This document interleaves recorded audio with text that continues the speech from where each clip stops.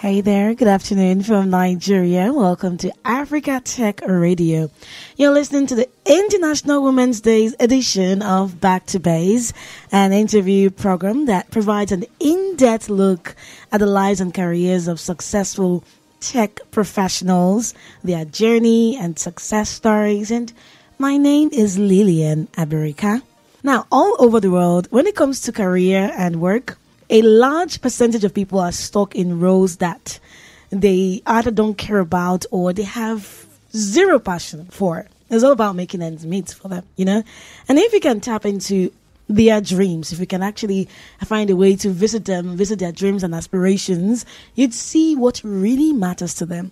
You'd see that they want more out of life.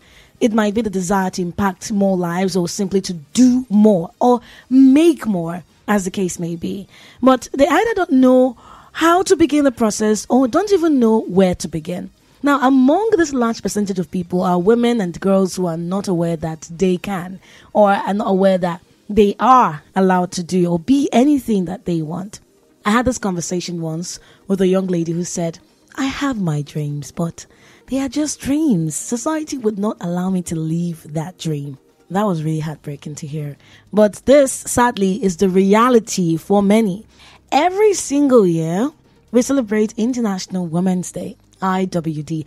And you hear a lot of talk about women who have done exploits in their chosen field, which is quite amazing. But frankly speaking, I want to, alongside that, of course, hear the practical ways other women can follow in their footsteps. You know, people who are already accomplished, telling me who knows zero about anything tech, anything innovation and creativity, on how to follow in your footsteps.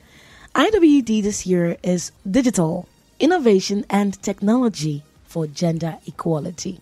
Now, here on Africa Tech Radio, we decided to tackle this from different angles, starting with this topic today, switching careers from novice to tech entrepreneurs.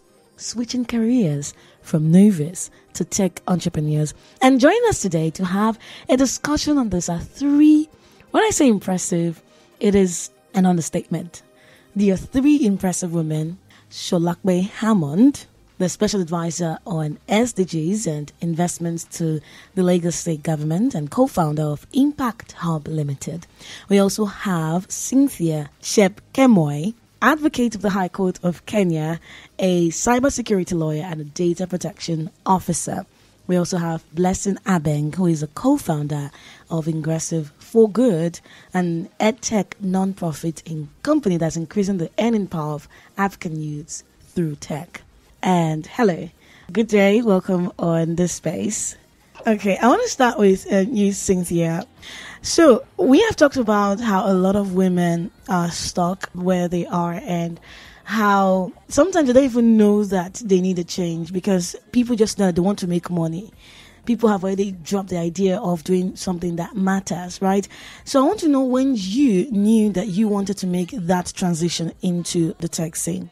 Well, for me, it was in 2021. And back then I was actually awaiting my admission to the bar. My background is in law. So I worked in a law firm for my pupillage, then for my holding over as I was awaiting my admission. But then I felt like it doesn't really give me the excitement that I thought I would get as a lawyer, practicing lawyer, going to court, and of course reviewing contracts and all that. So it happened that I took part in one of the Kenya School of Internet Governance fellowships. And I think that's when the idea of transitioning to tech actually was born in me, as there were aspects of data protection that were being discussed. There were aspects of cybersecurity. I was taught about the history of the internet, the topology of the networks, the layers, and all those. So with that, I felt like law has served its purpose and it has given me a footing career-wise.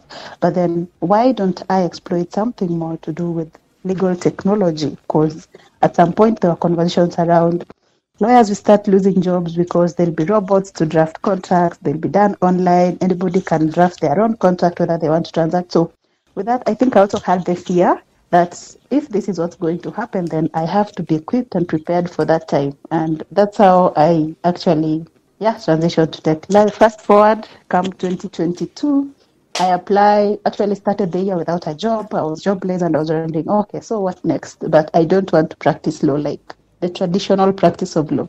And lucky enough, I got into cybersafe, and that was the season or the phase where I transitioned real quick into tech and IT in general, and cybersecurity to be specific. And it's been amazing. Like, I love every bit of it because it's a dynamic space. I get to think about what's happening in the future, look into the future of AI, of machine learning, robotics, and all that. So it's really exciting reviewing software contracts.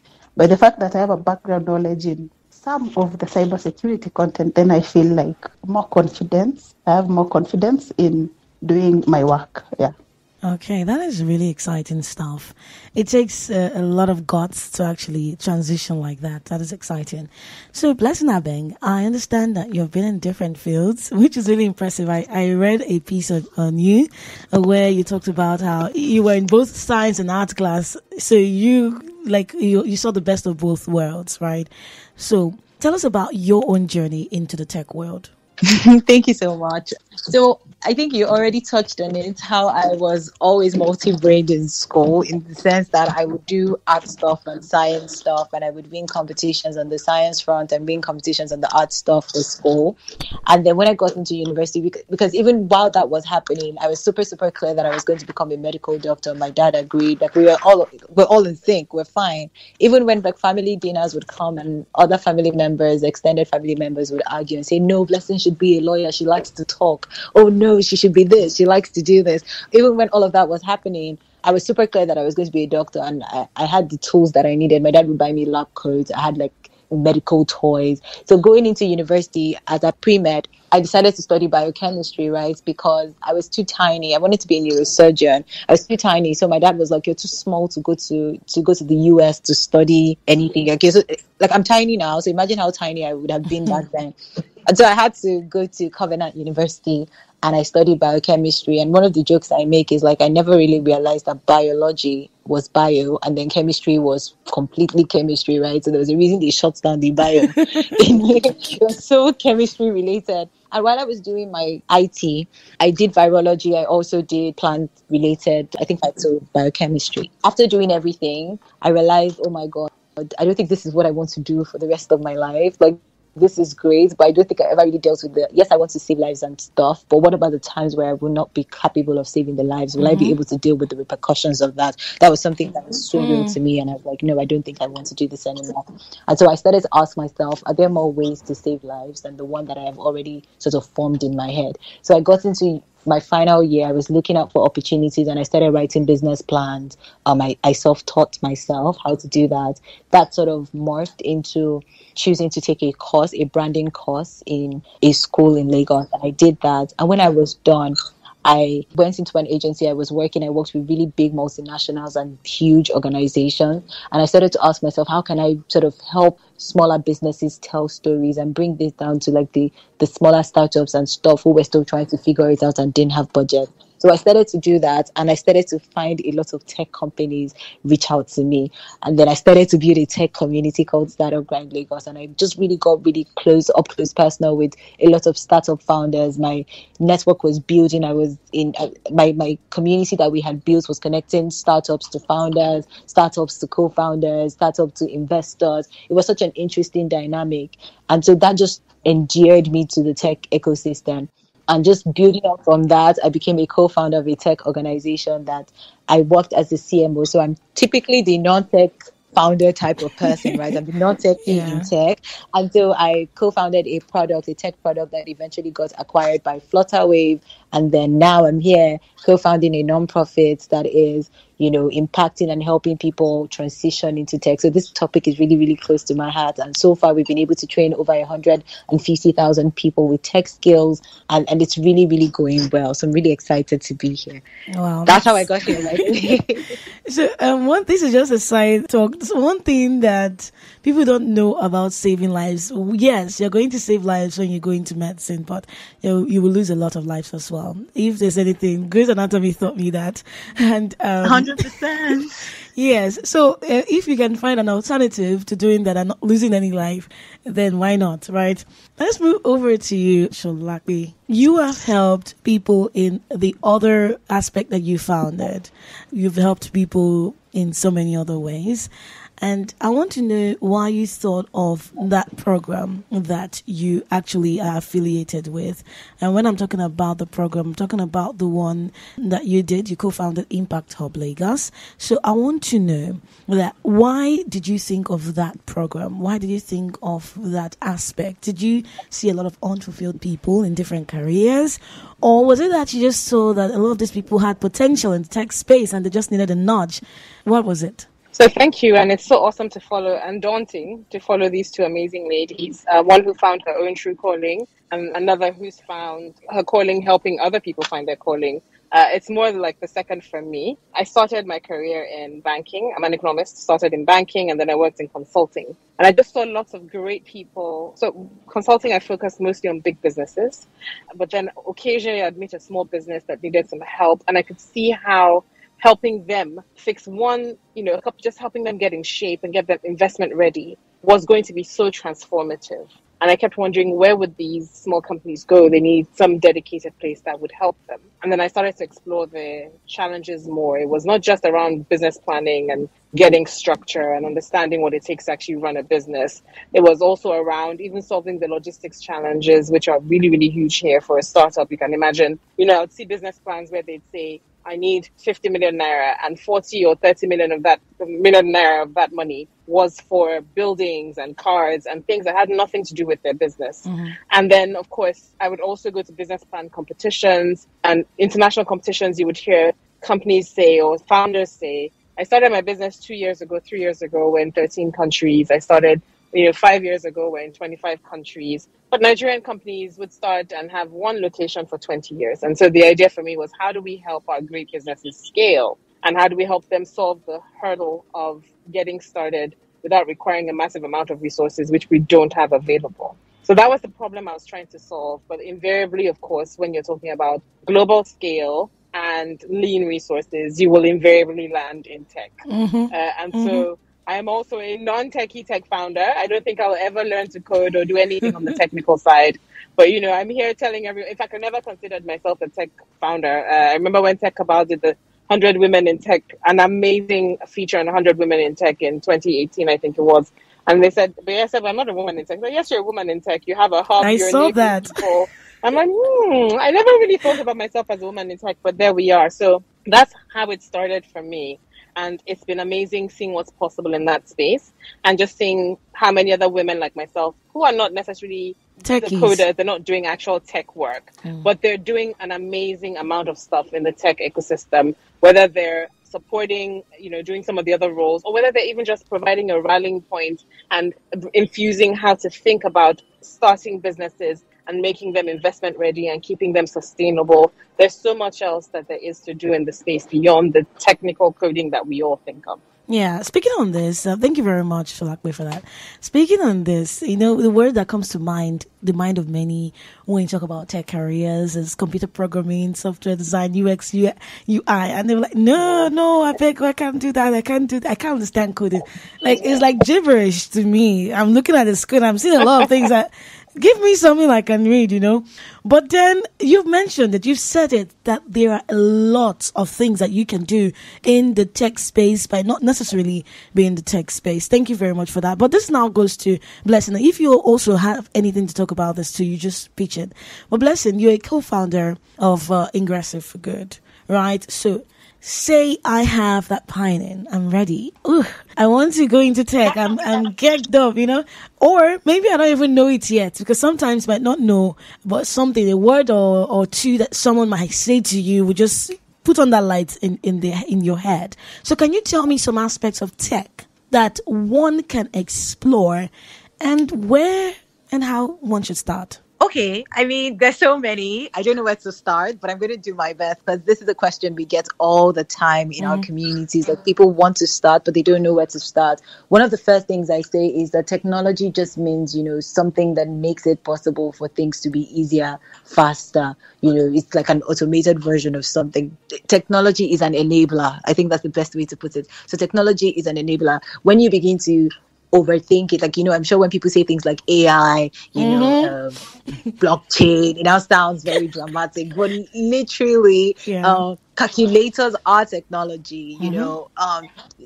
Our computers, all these little things that are making our lives a bit easier, making it faster for us to be able to do specific things, making it so much easier, especially that's technology. So if you really think about the things that you're interested in, chances are there is a tech version of it. So right now there's agri-tech, there's HR tech, there is, just think, what are my interests? What are the things that I like to do? Yes, I like to write. Okay, if I like to write, maybe I could be a technical writer, right? Because almost every tech product comes with a manual, and most times the manual looks like gibberish. So could I be the person who writes it in a more interesting, relatable way? If maybe that's me, then maybe I could be a writer in tech. Maybe I could be a writer who breaks down the complexities of how our product works to our normal users. Maybe I could be a content writer in tech. Maybe I could be a designer in tech. Maybe I could be an analyst in tech. Maybe I could even be an accountant in tech, right? And just all you would need to do is understand the basis and the basics that operate in that particular industry. If you really think about it, what exactly is Uber? Uber is I'm hailing a cab versus I'm ordering pizza joined together in one business. So it's when you overthink it that it looks like, oh my God, Uber is a tech product that is blah, blah, blah, blah, blah. But not really. It's literally hailing a taxi plus ordering pizza, putting that into one product. So maybe yes, of course, there are very techie things that you can do. There was a girl in our community who studied mathematics, hated it throughout the period that she was in school because it wasn't her original first choice. It wasn't the thing that she wanted to do. And JAM just gave it to her, so she accepted. And she said when she graduated, she would always Google, what can a math graduate do? And she used to be very upset. But she was like, at least I got a course to study and I got to graduate. When she came out of school, she wasn't quite sure what she wanted to do with her certificate. And she ended up, right now, she's one of our high flyers in our data community. She's built such a massive following. She's such a great mentor. She's now a data analyst. And what endeared her to most people was the fact that she and her friends were having an argument about Real Housewives of Lagos. And she had a fave that she liked. And she was promoting that fave was the person with the most positive sentiment. And she was like, what, why am I even arguing with you? Let me use the data that I've been learning with Ingressive for Good to actually scrape and guess what the sentiments are. And she put together a very robust report that proved her wrong, that her fave was not actually the most talked about. It was someone else's. And so that was such a very interesting exercise that endeared her even more to deepen her interest in data analysis. But it could be anything. It could be business analysis. It could be, it could be comms. It could be social media. It could be UI UX, which is literally designing people's experience. Where do people press close? How do people open up this tab? Where do people press when they want to tweet? Where do people press when they want to post on social media? It could be cybersecurity. How do we protect people from getting hacked? Or how do we catch hackers? It could be, there's so many ways. It could be financial. If you already like finances and you like numbers, you could thrive in fintech. If you love agriculture, is there a tech angle? There's a friend of mine, last one, I promise, but there's a friend of mine who has found a way, back then, I never knew this before, but he taught me. I think his business is called Farm Cards. What he does is normally when you buy fishes, when you're trying to grow fish, rather different types of fish, actually, so fishes. When you're trying to grow fishes, you put them in the pond, and chances are some of them eat each other, and chances of survival could be like 80% would die, then 20% would be the ones that would actually grow to be the real fish. And he knew this, but he wanted to reduce how much waste was happening, and he wanted to reduce the mortality rate of the baby seedling fishes, or I don't know what they're called. And so he came up with using technology to purify the water to ensure that they survive.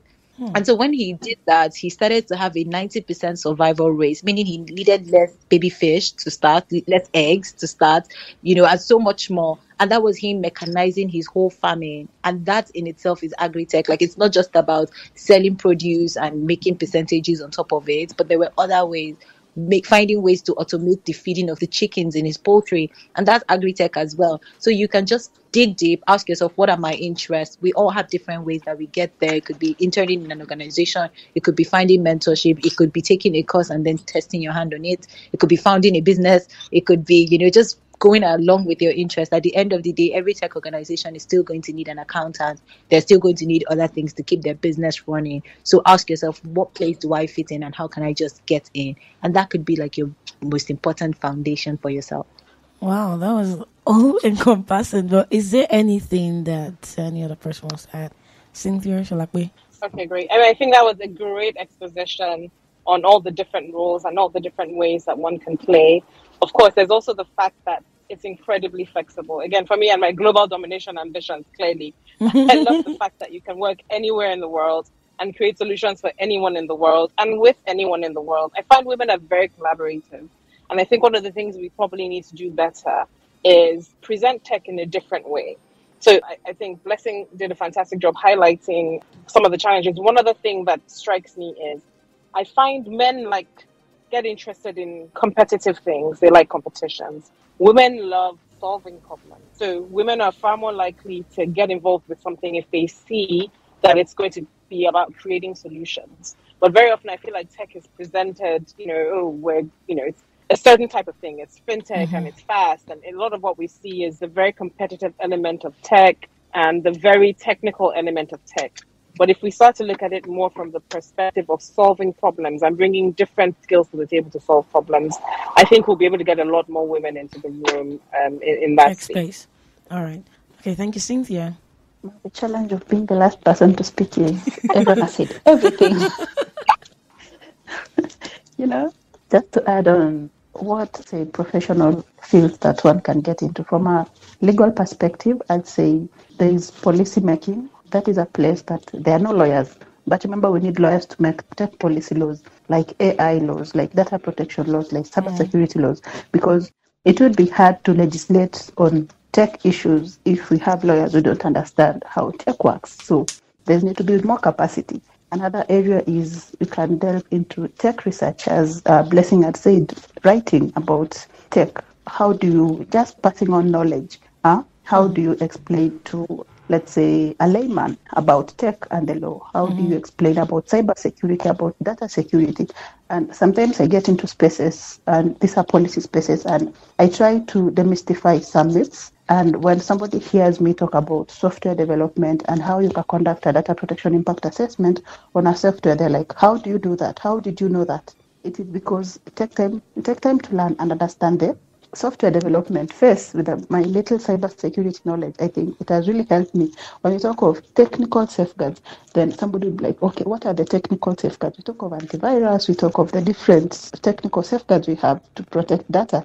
Then somebody will be like, okay, how did you know that there's something like data loss prevention system or data, something to actually analyze your processes like data analytics and all that? How would you find insight from data? And you tell them it is automated. It's an automated process. For you as a lawyer or somebody with a legal background, you just take records or a printout and you can interpret that and understand what's happening. So in terms of cybersecurity, there is cyber litigation, there is cyber diplomacy for lawyers. And there are so many opportunities. And currently, I believe there's a lot of policy making in terms of online gender-based violence. And this is where we come in as tech policy lawyers and of course, give our insights, interact with tech people. How do you report an OGBV online as a woman? To which platform? So it needs us women to be in those spaces that come up with this software and develop the processes that will help us report such incidents. So there are so many opportunities. And even in medicine, they use AI every day. So a doctor can be a techie. Nurse can be a techie. They use social media platforms or applications to actually recommend maybe diets and all that. Yeah. All right. While we have you, Cynthia, where did you find resources and mentorship? Because I read about you, and then from what you said that you stumbled upon a hub, so to speak, where you started learning your tech skills. So the question is, where did you find resources? How can people who are interested in diving into tech head first, how can they start with resources and mentorship? For me, I'd say it was, I can't say it was sheer luck. I was actually looking into that space by that time, and I applied for so many fellowships. So there are international, global fellowships that are fully funded. And that is how I found my footing. I never spent a shilling, a cent to get where I am. I think the last fees I paid was for my Kenya School of Law and actually to take my Council of Legal Education exams. But from Kenya School of Internet Governance to Cybersecurity Foundation, a 1-year fellowship, to IGF Global Youth Ambassador, those were fully funded programs. And I think it needs consistency and just being on the lookout for these programs, because it just needs you to create the time to take part in this fellowship, because the moment one has a goal in mind, then it's easy to figure out, what do I want to do? Then we used to have the free master classes. There's Try Hack Me, where you just go, one can build up their skills and develop more knowledge, because most of the stuff I'm doing, even when I'm at work, it's because of the things I did on my own, and not what I paid for to go and do in school, Like, so they just aligned, and I found some sense of conformity in those. And even where I work, because immediately before I finished the fellowship, I got hired in a managed IT company. And my friends used to ask me, how do you work as a lawyer in a managed IT company? And I told them, just because of cybersecurity and a bit of data protection, it got me here. And currently where I am, I work in the banking industry. And it's interesting how you interact with systems, like systems that are used to manage services, products, solutions, and all that. So the resources are there, open source, and that's what I can advise a young, early career woman or girl, that the resources are there, the mentors are there. And interestingly, with CyberSafe, the resources were a lot. Like they were just at our disposition. We had mentors, and it's rare to get such an opportunity. And yeah, I'm forever grateful for that. All right, thank you very much, Cynthia. Blessing Abeng, what do you think about this concerning resources and mentorship? I know that Ingressive for Good is into that. In fact, that is like your core reason for existence. Correct me if I'm wrong.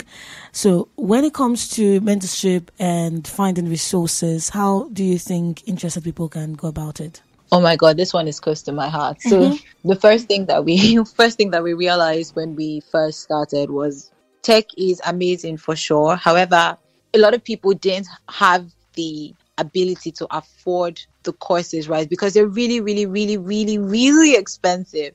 So for example, when we first started, the prices of courses, oh my God, so huge. And I remember that the reason we started was because on one hand, tech founders, investors were always complaining there's a lack of tech talent and whatnot. And then it was also in the middle of COVID when a lot of people had lost their jobs and people were also, craving to be those tech talents. However, when we would ask, what's the challenge, it would always be courses that are super expensive. We don't know how to reach them. So one of the things we tried to do was reach the huge organizations, reach HNIs, CSRs, big organizations that are interested in doing CSRs to fund us, right? And then when they fund us, we're able to get these trainings, these scholarships and all of these things so that people can access them for free. We've also been able to find that a lot of people are very open to mentorship, which is really, really great. And one of the things that is often overlooked is peer-to-peer mentorship, right? The scenario in which your mate, somebody who is your age, or somebody who is at the same level with, can also give you their own experience, because we're all going through different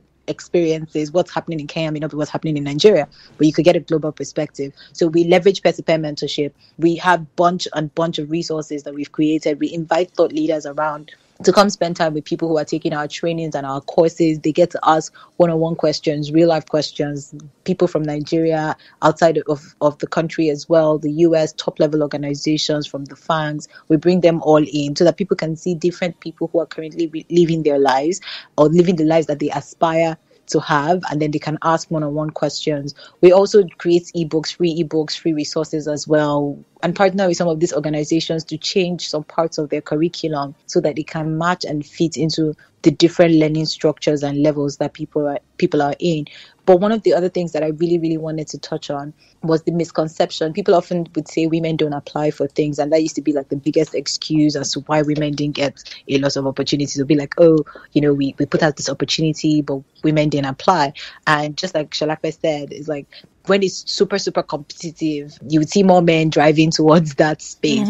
However, one thing we really, really learned early was like, if women felt listened, cared for, and they were not being used as just a start, like as just a flex because International Women's Day, you want to pretend that you really care about women, but you're not doing anything actively to to actually impact them. It's very clear. People can see through these things, right? People know when they're just statistic.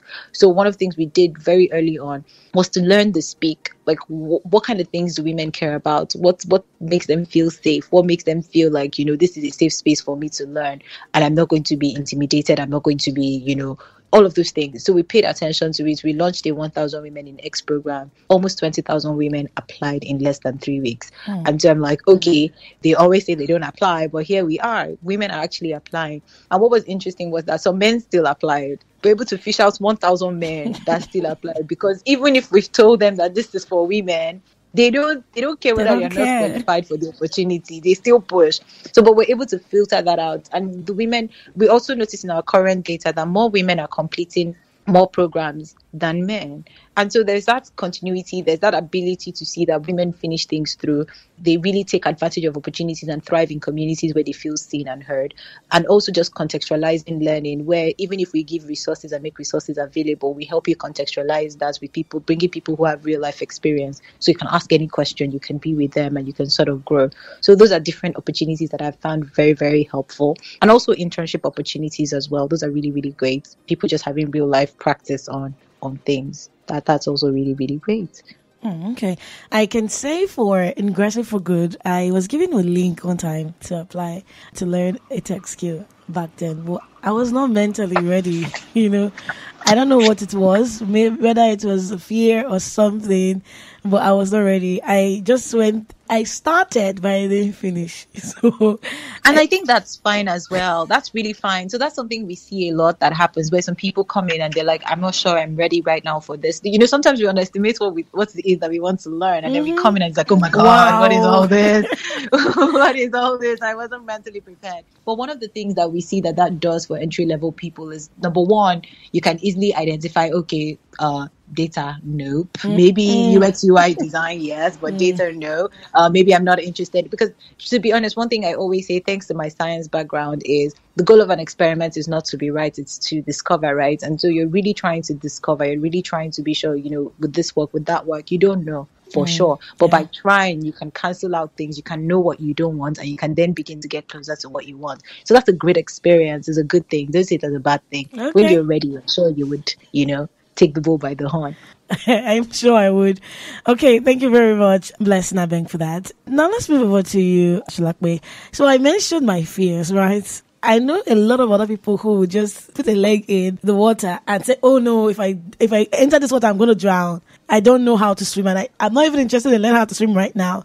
So do you have some tips for women to overcome their fears, the fears associated with transitioning into the tech space? I think one of the I would always and everyone knows this is becoming a trope with me, join a community. I find when you're not going into something on your own, it tends to be a little bit less daunting. And I'll give you a non-tech example. So, some of us are always trying to lose weight, and I'm like, I'm going to do this, and you make your resolutions, and it doesn't happen. But guess what? My sister-in-law 2 years ago invited me to a boot camp, and we joined together, and we laughed through it, and moaned through it, and failed through it, and rose through it, and we did it 2 months, and it was great to have the company, someone who understands, someone that you can trust, who's with you on the journey. So if you can get a group of friends to do this with you, great. And it could be, it's probably a group of friends who are interested in doing the same thing, sometimes not a group of friends who want to do it together. So starting a company, learning something new may end up causing frictions, and it's not necessarily a bad idea. But just going in together and saying, I want to build something, you want to build something, or someone else just wants to support, someone else is just curious, let's all go in and learn together. I find going together tends to help. And I think joining a community as well is so critical. I am such a huge advocate of hubs. It's not just because I started one. It's because I've seen how amazing they are. They're a great place to understand, to get information, to learn about resources, to learn about things that are happening, but also to find people like you who are trying to do maybe not necessarily the same thing, but who are trying to do stuff. And I think it's just the best place to situate yourself and grow. So those for me would be the two things. Things that don't really exist as much that I would love. I would love to see more female-only spaces. In engineering and in technology generally, I know that you tend to find many more men than women. And it tends to make women want to drop out of those spaces. Even from university, you start to see that distinction. But I think if we had female-only coding camps and female-only tech universities, we'd get a lot more women in there, and then we can start to compete. I think we find we're more competitive when it's just us. It's when the men are there and they're a little bit faster and they're a little bit more pushful, and we tend to drop into those traditional roles. Yeah, well, more the traditional roles and maybe some of the distraction if some of the men look good. But when you have female-only spaces, I think then we can thrive and in a natural element do things in the way that more women tend to do, which is more collaborative. I really agree with that, and I was even going to plug in one of those female communities would be She Codes Africa. Ada. Yeah, I think that's really one that's thriving, and they're really, really open to a lot of like African women. So please, anybody who's listening should plug in. Hey, big plug for She Codes Africa.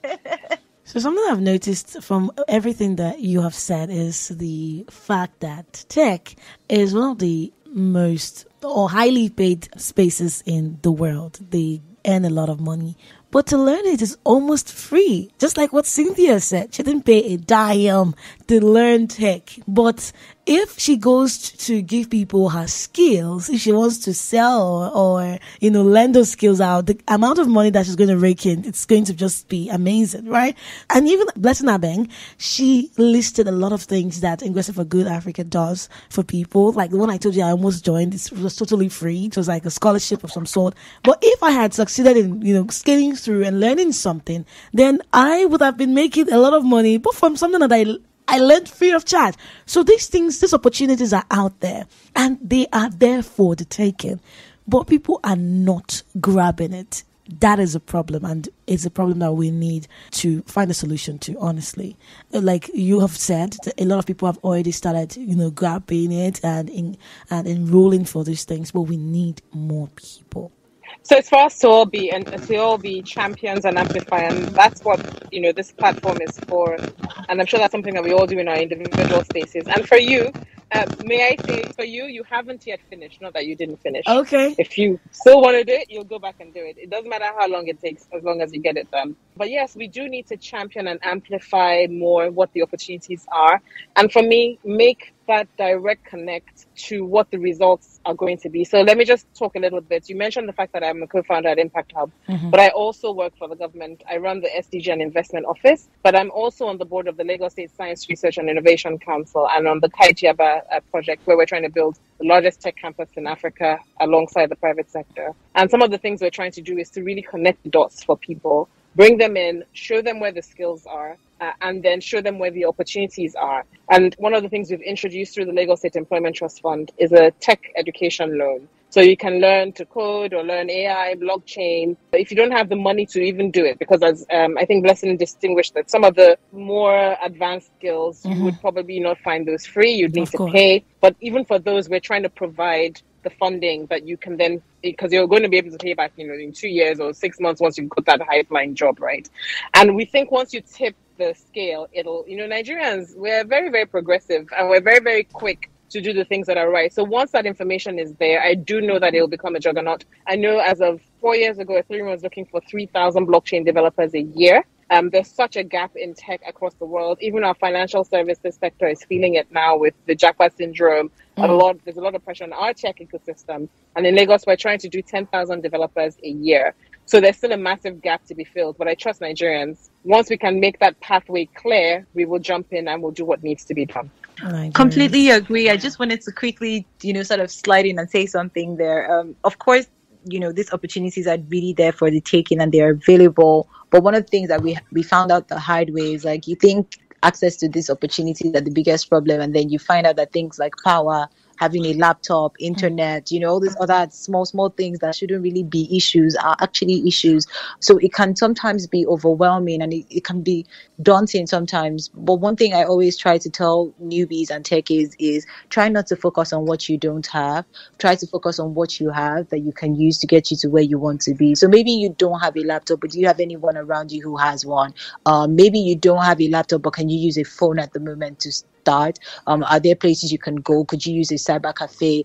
Are there people that you trust that you can ask for help? Those kind of things, right? Because it wouldn't always be rosy. It wouldn't be easy. Yes, the course might be free, but the process of taking that course might not. And so it might cost you a lot. It might not be easy, but no matter what it is, just sort of ask yourself, what do I have? What can I do with what I have? Do I have people? Do I have friends? Do I have family? What do I have? And that could really change your mindset, because it's not what we do not have that limits us, but it's what we have but do not know how to use. Well, that is absolutely true. I found out that when people do not want to go through with stuff, they start bringing excuses. Oh, my phone is bad or this and that. But when you look into it, you realize that they can actually make do with what they have. But when you don't want to do something, you start making excuses. That is so in real life. It's so in career. It's so everywhere. So I just hope people will start dumping excuses, because at the end of the day, look at you, Cynthia, Blessing, and Solape. Look at you.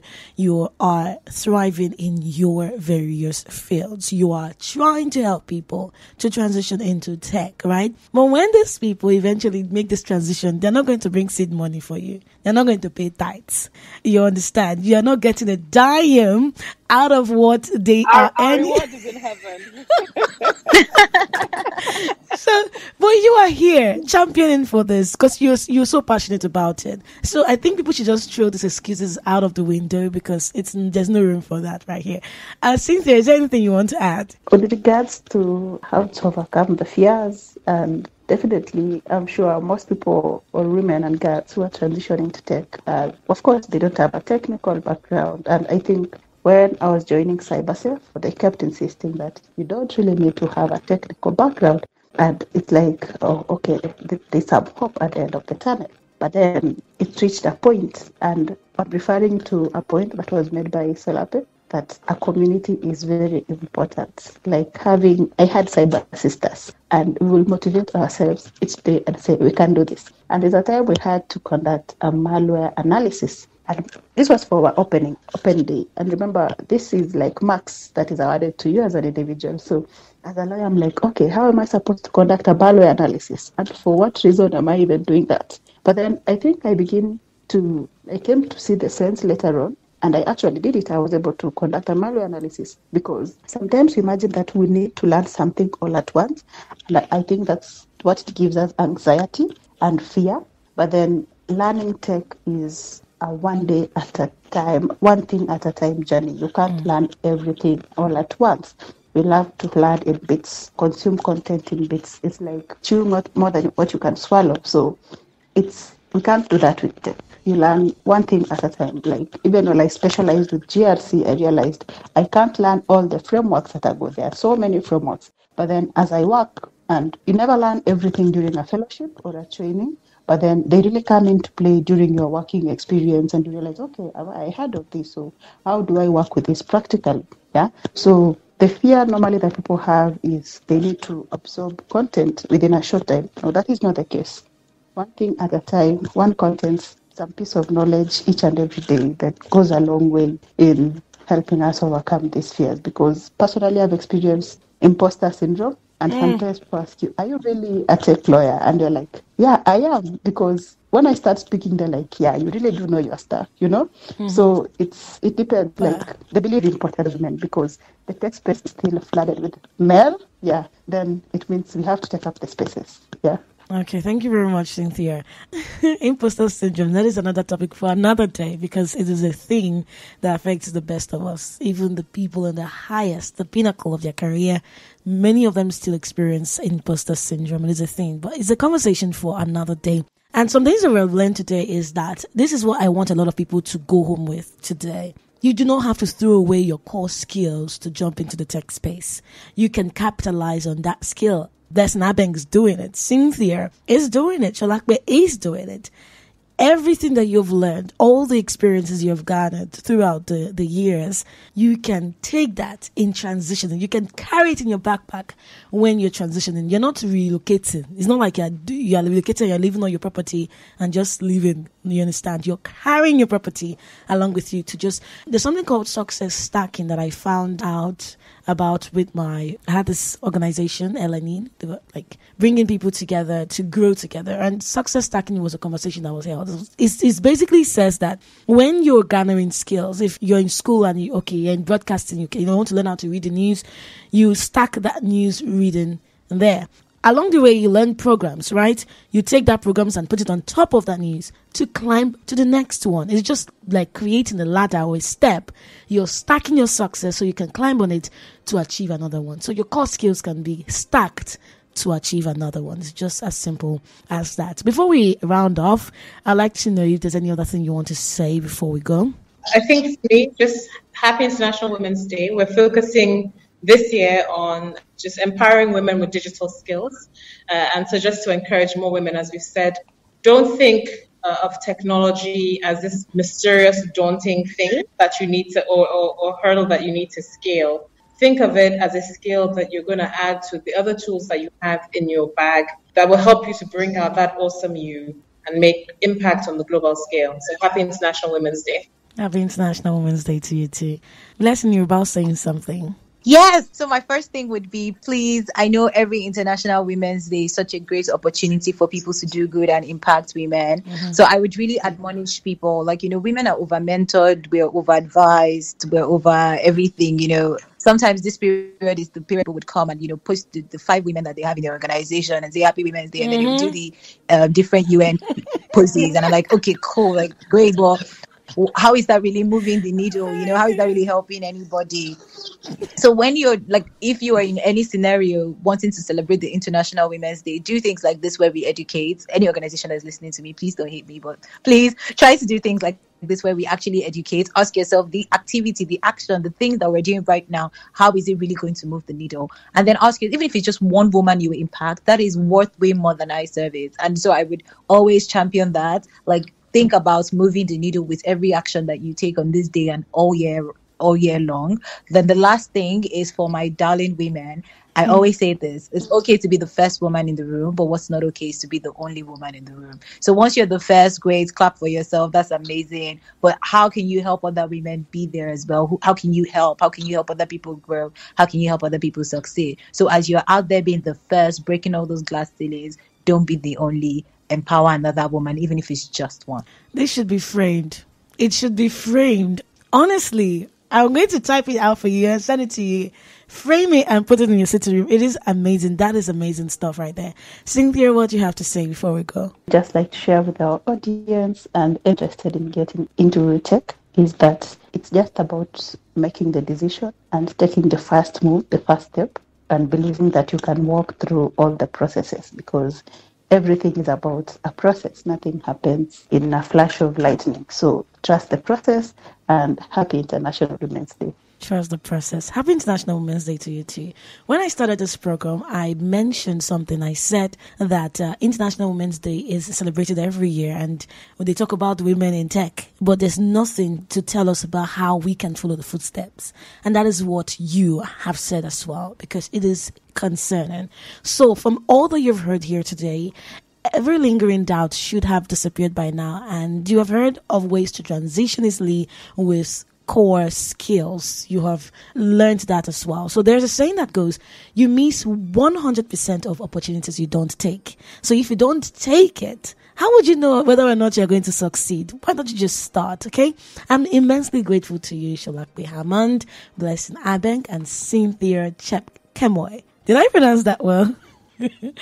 Okay, thank you very much for joining us today. And please, to my beautiful ladies right here, if there is any opportunity, we'll still reach out to you. If there's any opportunities that our listeners can tap into, we'll want to share these opportunities on social media right here on air, so that they can get this opportunity. So we'll be reaching out to you concerning this. If there's anyone at all, no matter how small it is, we'll be so grateful for that. So we've talked about the transitioning phase.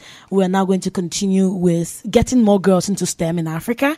And then if we've gotten into it, how do we now take off? How do we scale the career? I think it's beautiful that we are taking this path on Africa Tech Radio. We'll also be announcing some opportunities for you if you want to go into tech. So stay glued to our social media platforms. On Instagram, it is at ATech Radio, Facebook and Twitter at africatechradio.com. Thank you very much for listening to Back to Base. My name is Lillian Abirika.